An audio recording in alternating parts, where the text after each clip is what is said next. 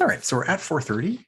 So let's dive in now and see where we get. So if we show that poll result though, here we go, show stats. There we go. So glad to hear most of you are feeling okay. If you're in J section, you might be wondering what's the midterm about, but for most people, the midterm is this evening, I believe, starting at 6:30, but check your APSC 132 on Q site for the details. I am not an expert. All righty. So switching back to linear algebra, forgetting all about entropy, specific heat, whatever you're doing in chemistry these days. And what we're looking at this week again is a transition from what you're used to, which is writing out equations with variables, and it's an equation that's got unknowns in it, and you know how to solve those in a variety of different ways of manipulating equations. The key thing is if it's a linear equation, and so every variable only shows up as to the power 1 and only multiplied by constants, so not multiplied by each other. This puts us in a much simpler world than, say, calculus, where we can have, x squareds and e to the z's and stuff like that. We're talking about none of that because we are in linear algebra, not complex or nonlinear algebra. So everything's linear. And if it is linear, then we have this nice alternative representation for systems of equations where we just grab the coefficients. So if I know that x is one of the variables and I just put all the x's in a column, well, then I know, or I can infer that if I put a 3 and a 6 in a matrix form, oh, that goes with x. The 7 minus 2, they go with the y, and the negative 4, 1 go with z. And then because the equal sign and the constants that appear in these equations are just different somehow in character, we indicate that transition just with a vertical bar in this matrix. And the idea is that anything we do to this, we could have done with the coefficients by themselves, and it's just easier not to have to copy down x, x, y, y, z, z every single time we're doing these operations. And the other advantage is that it kind of distills out what we're looking at. So now we're just looking at these numbers, and we saw examples where we took those numbers, applied row operations. So here we go, nice example of the same size. We took that matrix and we did the same kind of things you do with systems of equations, where we swapped the order or we added or subtracted multiples of each other of the rows. And then we can get down to what we call, oops, no, this one down here. This is RREF, where if I erase all these extra red bits here, which just kind of complicate the story, pardon me, put that back, then it becomes very straightforward to read off the solutions. There's a little bit of finesse required, but it's much easier to read off the solutions from this form than it was to even contemplate what the solution would be up here. So it's a very efficient way to get to a new form of exactly the same equations, just manipulated and simplified. And for example, we can read off some things like x3 here equals 4. And here we had 1x1 plus 3x2 equals 2. So we can write that down. And that's a solution, right? That's a way to construct the solutions. And the nice thing is, it doesn't matter how big our matrix is. We're not going to ask you to do huge ones, but you can imagine, easily 3 by 3 with the right-hand side added or bigger. You can always generate this row-reduced echelon form. That's what the RREF stands for, row-reduced echelon form. And what we're going to look at today is, okay, once you've done that, so you're given a matrix, you do all the calculations, turn.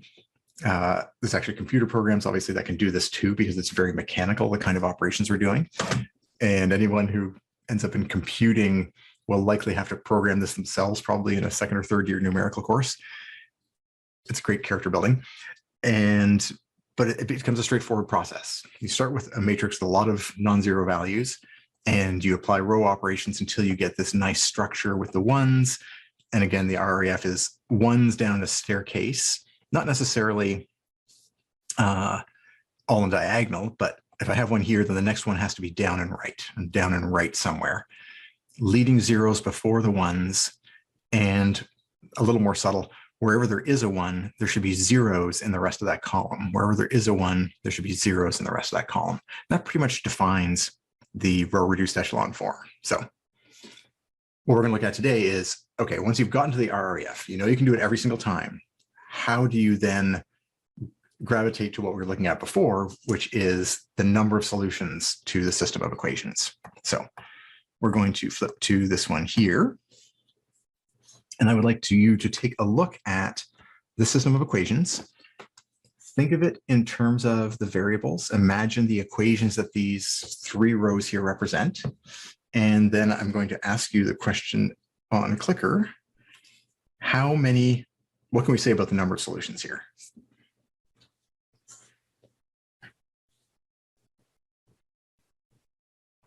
So I can now see the wind picking up outside.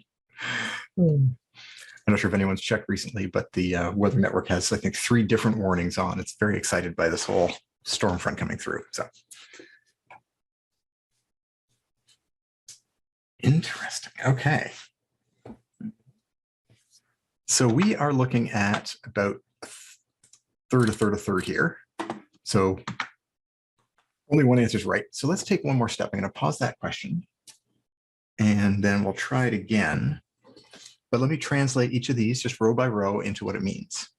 This row here translates into 1x1 plus 0x2, so nothing, equals 1. The next row translates into 1x2, I'll put it over here, equals 3.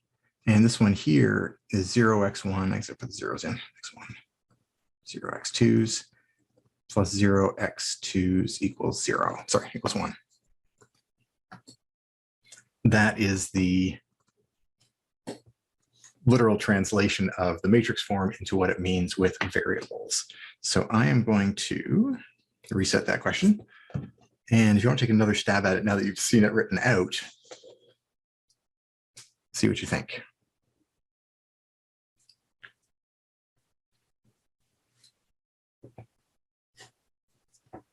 Oops, sorry, you can't see it. My apologies. There we go.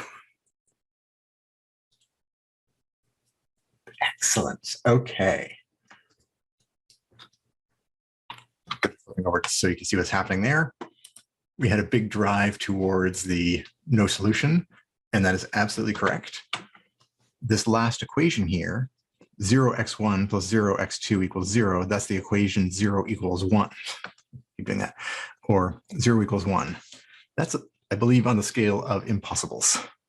Impossible. And if that happens, that means that there is no solution, right? There is no way you can pick x1 and x2. Okay, let's say I make x1 5, then I multiply it by 0, so I get 0. I make s2 5 million, but I multiply it by 0. And so I get 0 plus 0 at the end of the day, no matter what I pick for these 2 values, and I'm trying to make that equal 1. And it just obviously is impossible. There's no way to make that happen. Tying it into what we saw earlier with vectors, remember that this has a vector form as well, though, which is x1 times 1, 0, 0 plus x2 times 0, 1, 0 equals the vector form 0, 1, 3, 1 here. If we just break this equation, these equations out and rewrite them this way, it's the same thing. Again, just a different form, same constraints. And you can actually see the problem here. And as a vector form, I've got zeros in the last column here, but I'm trying to get them to add up to a 1. It's like I have no z components in my vectors, but somehow I need to get to z equals 1 out of that.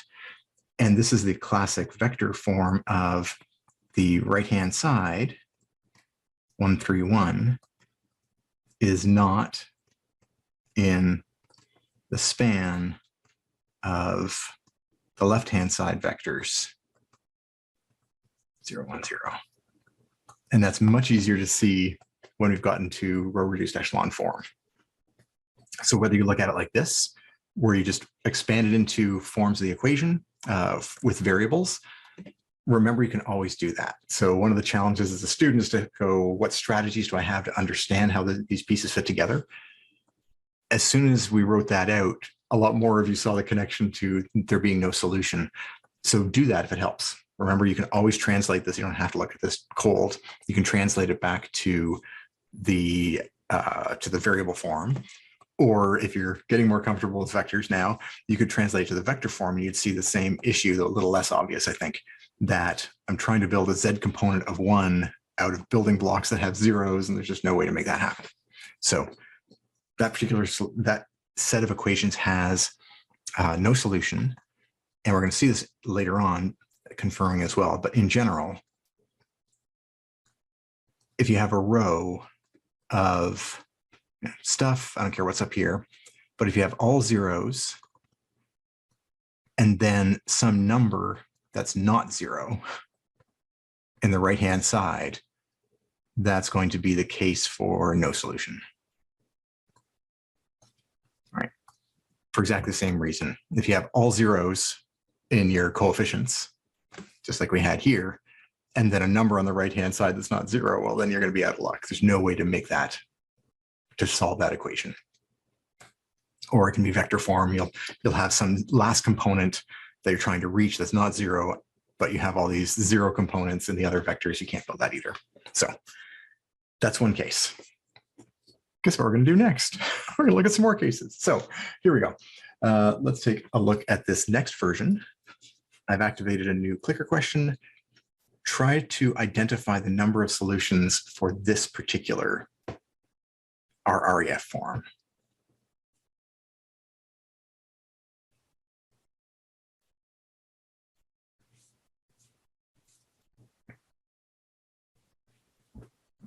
Perfect.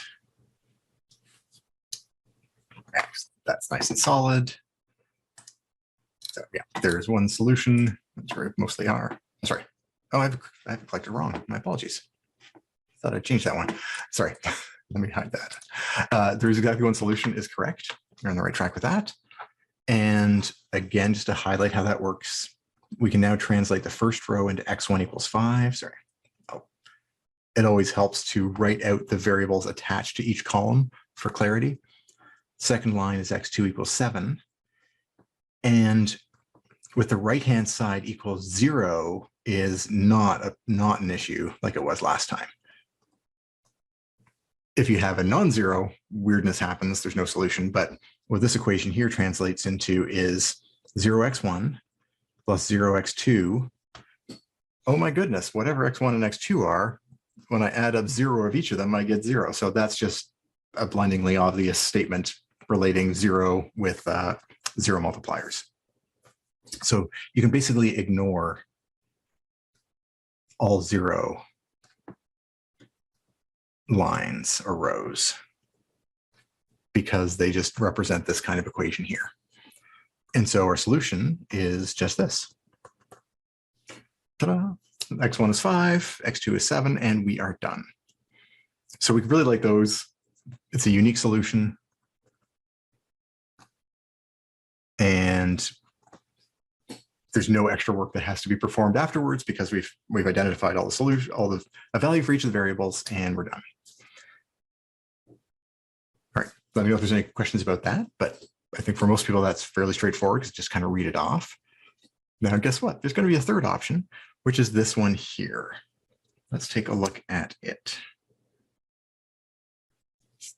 For this system of equations, how many solutions do you think there are? We do love the process of elimination. Absolutely. So, yeah, we're up there with an infinite number of solutions. Absolutely. So let's just quickly go through the scan here. Again, we can ignore this because it's all zeros, including the right-hand side. That's the key thing. If we had a 5 on the right-hand side there, that would be a problem. Then we'd have the no solution case. But as long as it's all zeros all the way across, including the right-hand side, we're good. It basically just means that 0 times some stuff equals 0. We know that, move on. Then the other two equations we can translate into x1 plus 3x2. Sorry, I should add my labels here. x3 this time. That equals 5. And I'm going to keep the spacing here to keep things visibly separate. x3 equals 2. And you can see why we like these ones in this matrix so much, along with the zeros. I mean, they're both, zeros are even better, but ones are great too, because it just means we can rhyme out this particular coefficient. x3 with a 1 coefficient, which you don't even see, is equal to 2. So that's a unique part. but this has multiple solutions because, of course, I can trade off x1 versus x2s. As long as they add up to 5, I can have a little more x1, a little less x2, and away we go. So that leads us to the formulation, what we call the general solution.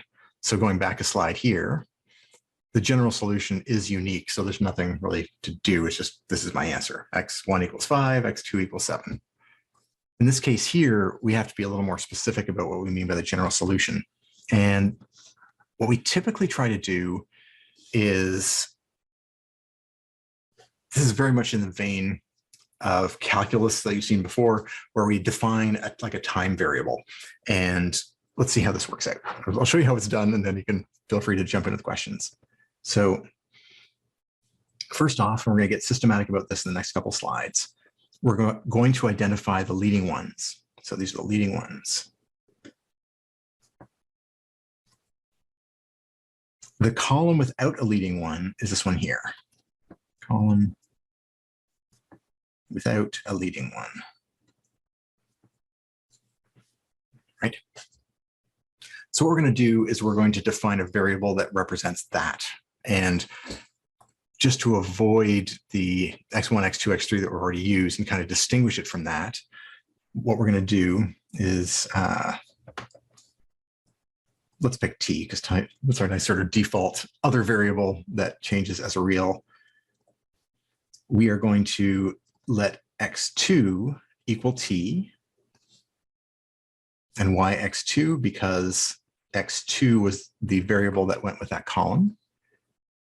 And then our equations become x1 plus 3 t's equals 5, and x3 equals 2 still. So I'm just taking these equations here and copying them down. And then we just rewrite it in the usual format. So x1 is equal to 5 minus 3t, and x3 stays at 2. And just to keep the order consistent here, I'm going to slide in x2 here. x2 is equal to t. That would be our general solution. One way to write our general solution. If you pick t, then you get a full x1, x2, x3 solution.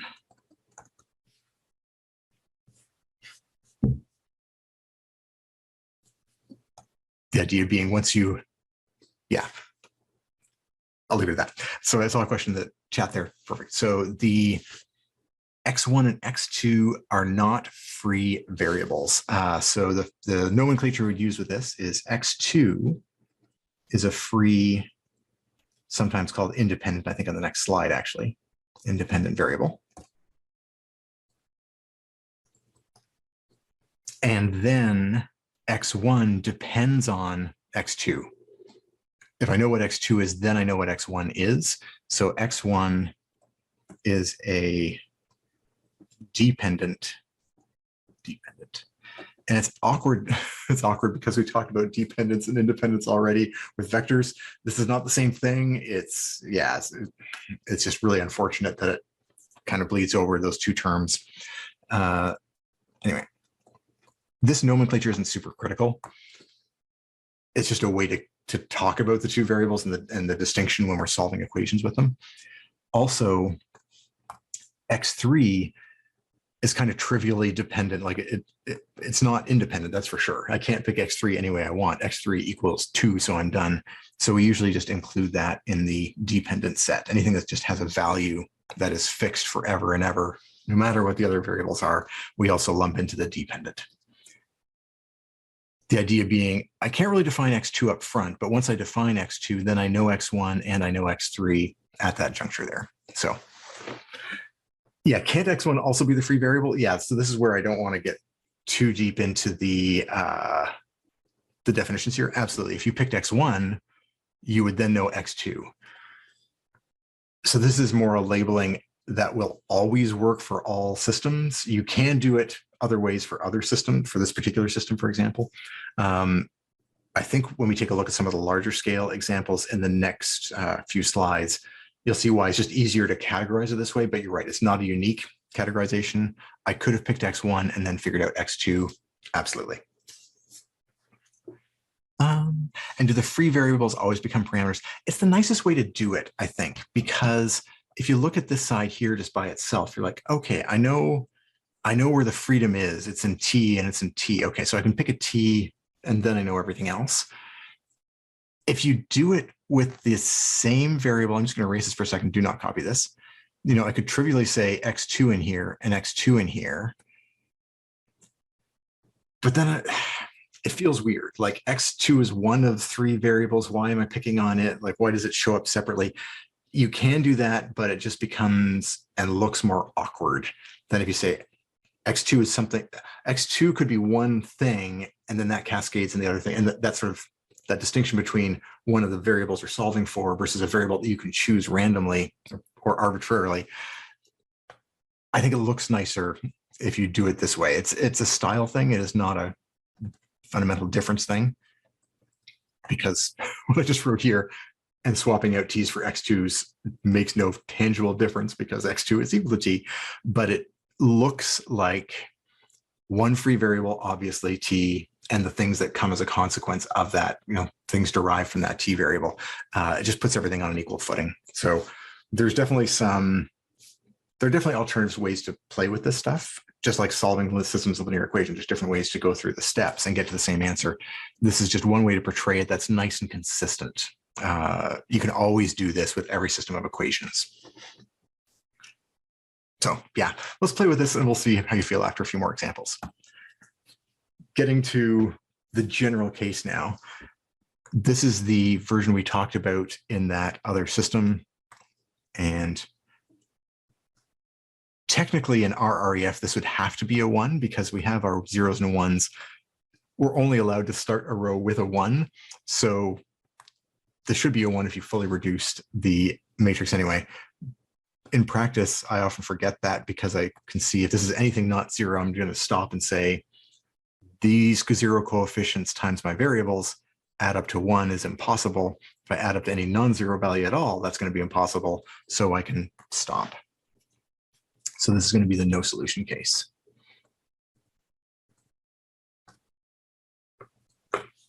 So if you do your row reduction and you end up with the left-hand side all 0s, but something non-zero on the right, then that means there's no solution. And again, you can think of that span. I'm trying to add up 0 coefficients, 0 components to get a 1, and that's just not going to be possible.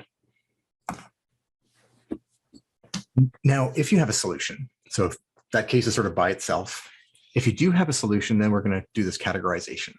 So first, write the variable names at the top of the matrix so you keep them straight. X1, X2, X3, and it's better if you have more space than I apparently left myself here. Let me just try to put them right in. X1, X2.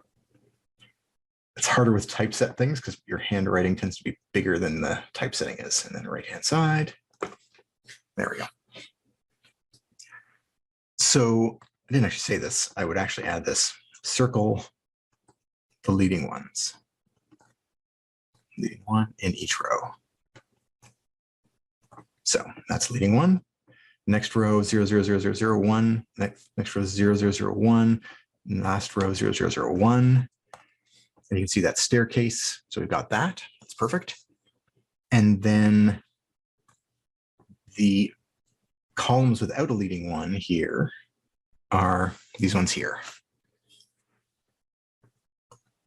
In this case here, we have 2 variables. So we're going to pick T and S. They tend to be our go-to things that are not X's and Y's. And you can also think of it as time, like if this is a solution, it changes over time, or I can pick different time values and get different solutions. That often is a helpful metaphor. So those tend to be nice variables to pick in terms of letters, just from our mental models. And then the variables with a leading 1 will get some form of that X equals a relationship with the free variables. So with that in mind, here's that system there. And I'm just going to flip over to a clicker question to get us started on it. which variables, and this is a multi-select question, so select all the ones that apply, which ones in this system, x2, I'll go high and low here, x4, x5, and x6. Yeah. Which of those variables are the, I believe I said independent free variables. Yes, that's the clicker question.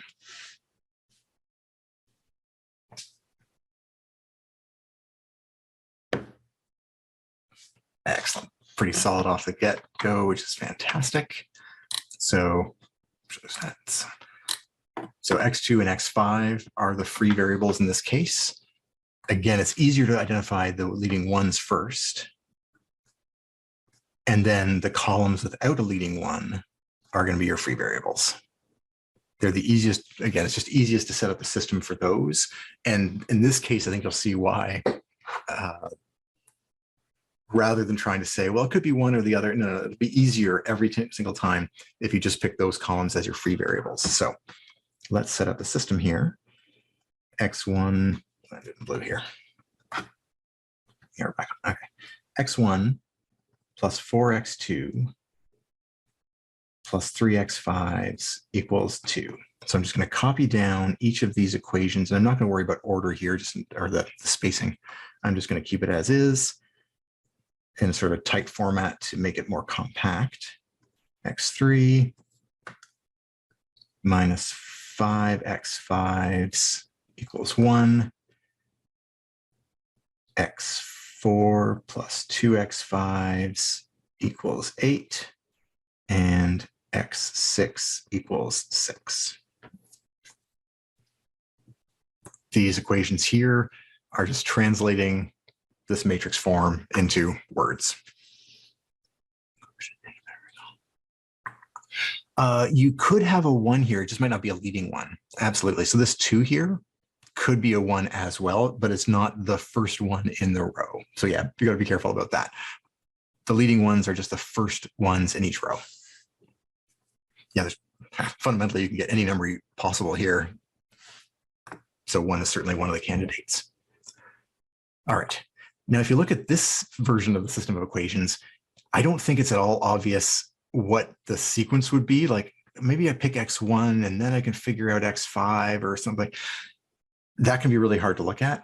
That's where it's nice to have the consistent approach that we picked before, which I guarantee you will work every time because of the way these ones line up here and represent isolated variables that we will guaranteed be able to isolate later on.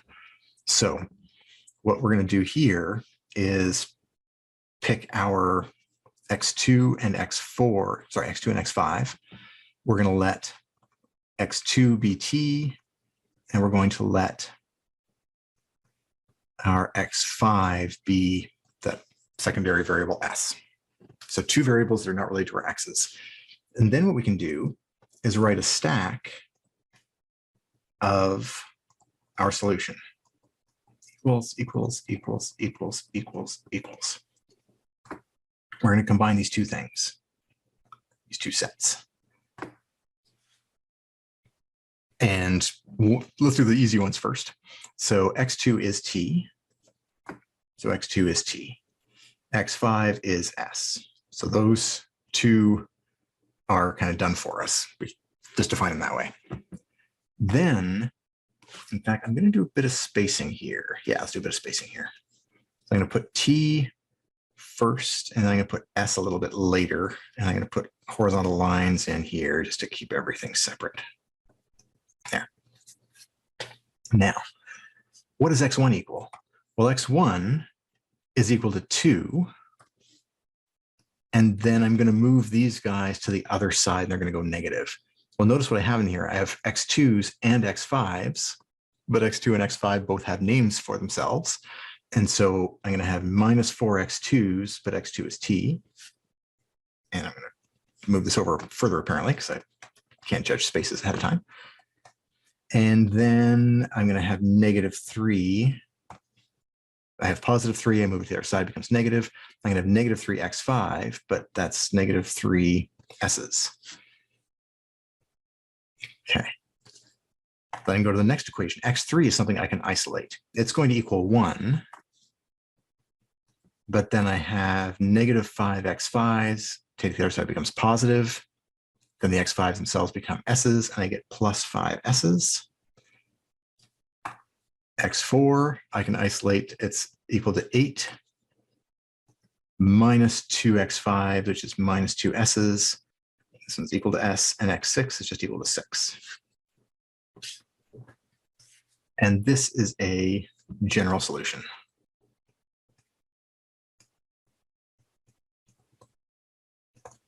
If you pick t and s values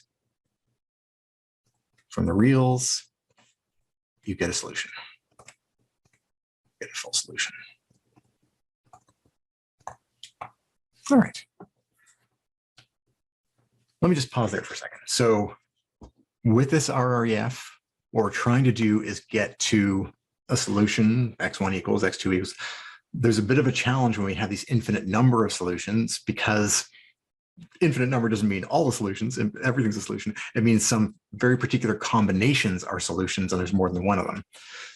What we've carved out here is this idea or this process that guarantees that we have an easy way to get to x1, x2, x3, x4, x5 equals.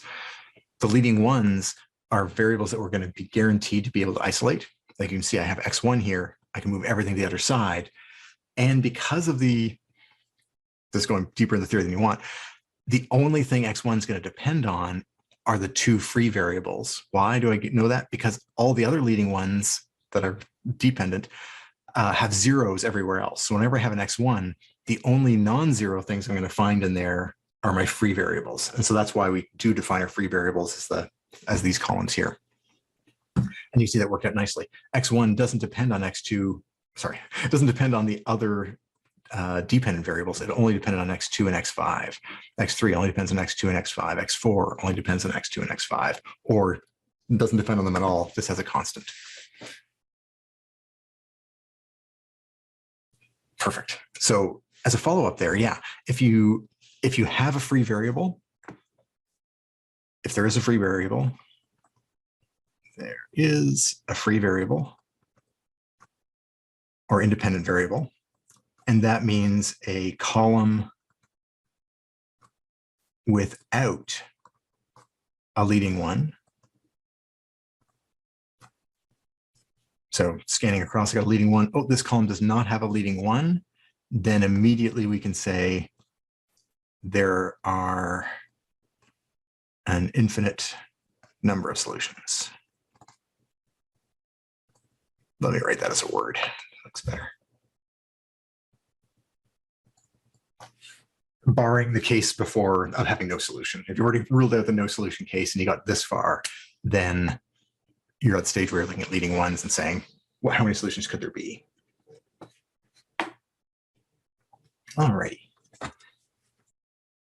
So yeah, this is kind of nice, actually, I think, because it means you've got a systematic process for this. And again, if you look at any Python, MATLAB, computing systems, C++, God help you, this is all mechanical. Interpreting this is now mechanical because there's a systematic process that gets you to this, which means if you understand the processes here and can do them on a small scale, you can imagine applying this to systems, say, like 182 structures, where you've got a bunch of beams and a bunch of equations that represent the forces in the beams. You're trying to solve them all at once. This kind of process will get you the resultant beam forces in each structural member, and you can then analyze that against how much of a load each member can take, and tension and compression. There's all sorts of fun ancillary things you can do with these large linear systems of equations, knowing that there's a systematic way to go about solving them. All right. Will every case of no solutions always have? Yes. Sorry, not that one. This one here. The only way to have no solution is by row reducing, row reducing, row reducing. So you get to all zeros, you end up here. And if there's something left over on the right-hand side, there's never going to be a way to get rid of that from this row, right? Because I'll be adding zeros to the one side and getting one on the right. I can't get rid of this non-zero thing. So this is your marker for no solution. That's the first thing you check for. Only after that's not the case do you look at our two possibilities for exactly one solution, or infinite number in a very structured way, which is what we're looking at here. The one solution tends to be really boring. Like the one solution case is just ones down the diagonal, and you just read off the solution. So it happens a lot in practice, obviously, because it's a nice, simple thing. There's an exact single solution. It's just really boring to look at when it comes to problems that we're going to test you on. So more likely, if we're giving you an RREF, it's going to look more like something. If we just give you the RREF to start with, it'll look more like this with a mix of free and independent variables, because that's where things get interesting. Speaking of which, let's do this, and I'll talk about one little caveat here. We're going to look at an alternative form for the solution, which is just one more step past what I did in the last example. So before we start, though, I want you to take a look at that system of equations, knowing what you know now, and select and clicker which of the variables, let me label them again, x1, x2, x3, x4, and r5. There's 6 again, sorry, x5, x6. Which of those 6 variables is a free variable for this row reduced echelon form, RREF form of a matrix?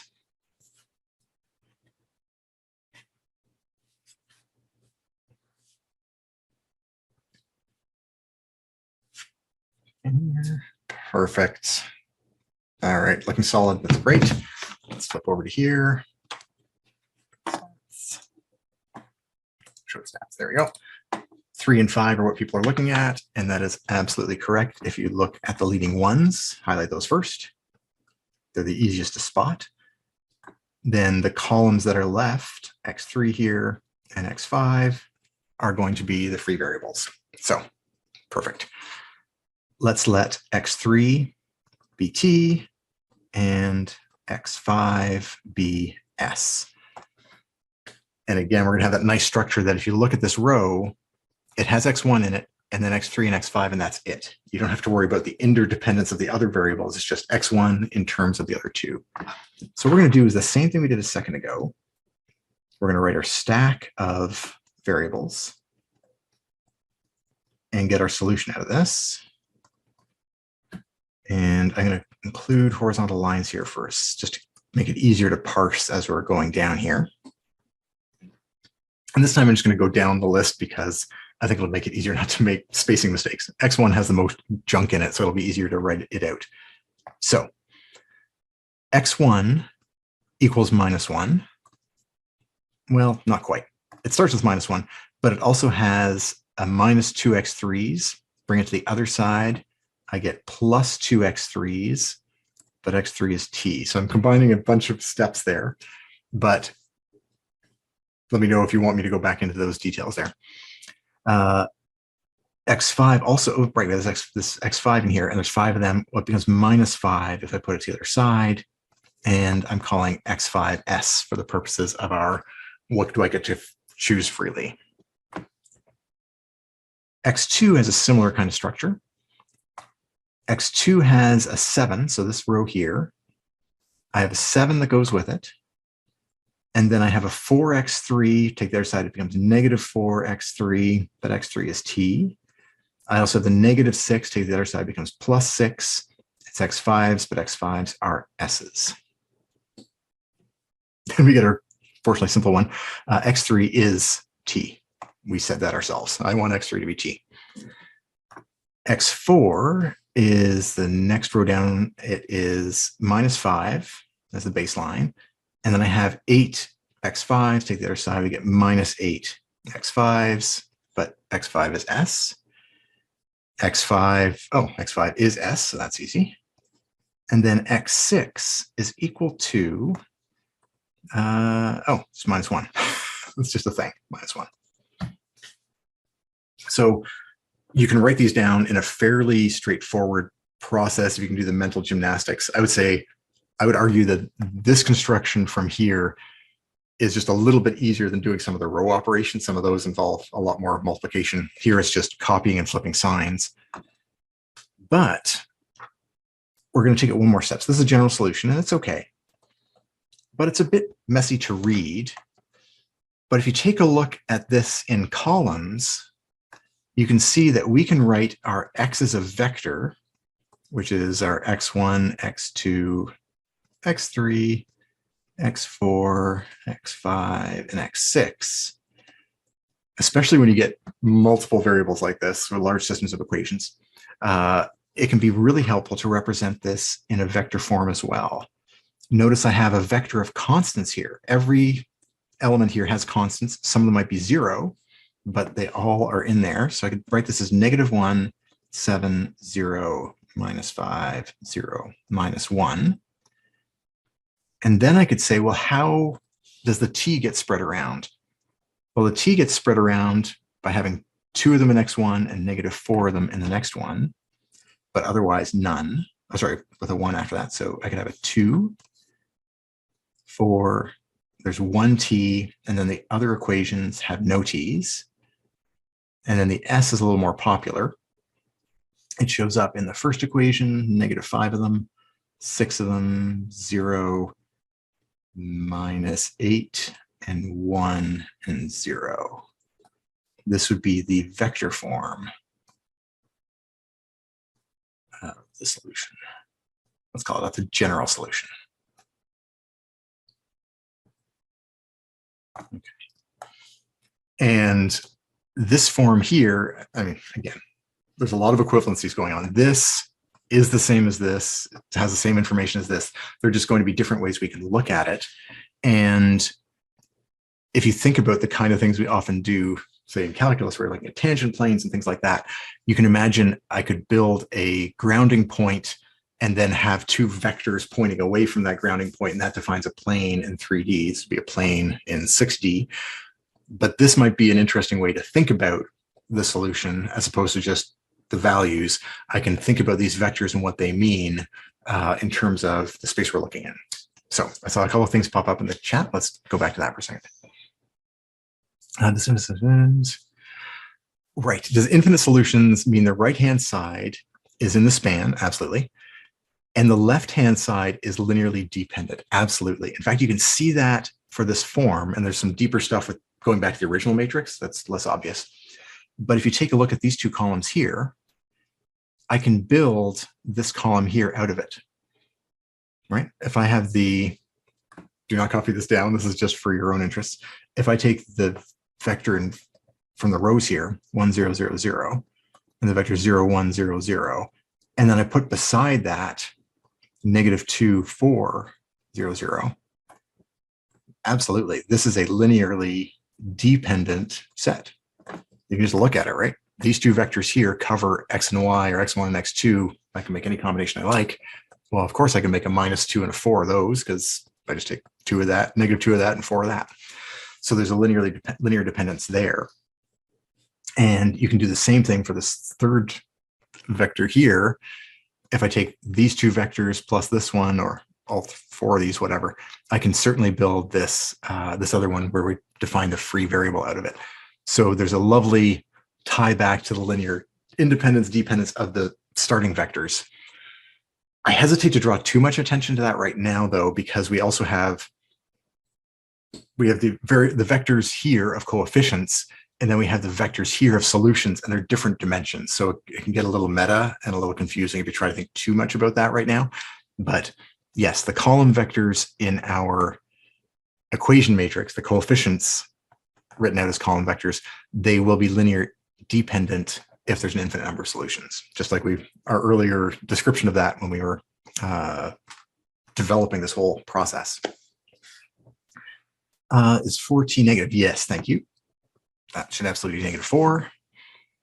And I think I got the other side. Yeah, the other sides look correct. But yes, whatever this coefficient here is, that is what's going into here, because it's -4 times t. So excellent catch. Thanks. All right.